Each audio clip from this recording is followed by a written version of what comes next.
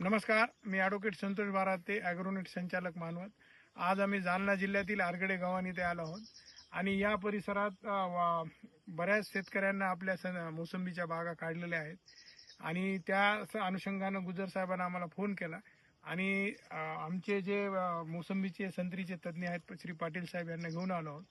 तर आपण गुजर साहेब आपलं नाव सांगा आणि आपल्या परिसरात जे काही मोसंबीला प्रॉब्लेम येत आहेत आणि शेतकरी राजा त्रस्त झालेला आहे आणि त्याचे प्रॉब्लेम सॉल्व्ह करण्यासाठी आज पाटील साहेब आपल्या मध्ये आहेत.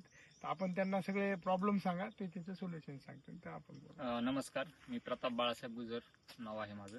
आरगडे गावान, तालुका घनसावंगी, जिल्हा जालना. आमचं जालना जिल्ह्याला जवळपास मोसंबीचं माहेरघर असं म्हटलं जायचं असं म्हणावं लागेल मला.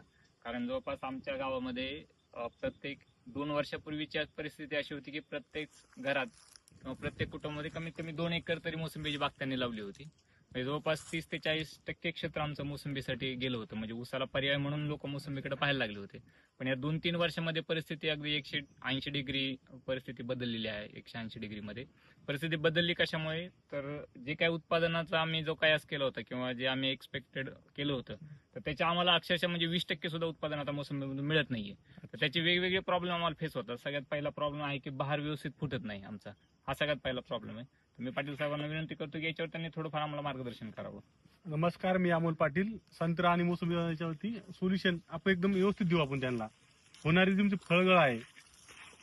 आता ही काहींचा प्रॉब्लेम काय असतो, ही साईज झाल्यानंतर गळ होते. एक पाऊस पडल्यानंतर जून पासून तर सप्टेंबर ऑक्टोबर पर्यंत सतत गळ होणारी. ती तुमची होणारी काय असते, अन्नद्रव्याची कमतरता आणि बुरशीचा अटॅक. तुम्ही जे रासायनिक खताचा भडीमार चालू आहे, तुमची माती एकदम त्यात निर्जोतून झालेली, त्यात जीवाणू अजिबात राहिले नाही. म्हणजे आपण जे खत टाकतो रासायनिक, ते जे विघटन करणारे जे आपले जीवाणू असतात ते अजिबात मातीत राहिलेले नाही. कारण की तुमचं डायरेक्ट खत मुळे घेऊ शकत नाही. त्याला विघटन केल्यानंतर बॅक्टेरिया एकदम जमीन म्हणजे नगण्य म्हणजे 0% मध्ये राहिलेले आहे. त्यामुळे होणारी जी फळगळ आहे, ज्या नंतर भेटत नाही. पूर्ण खतं टाकून पण आपले पानं एकदम साईज छोटी असणं, तुमचे रोगराई येणं.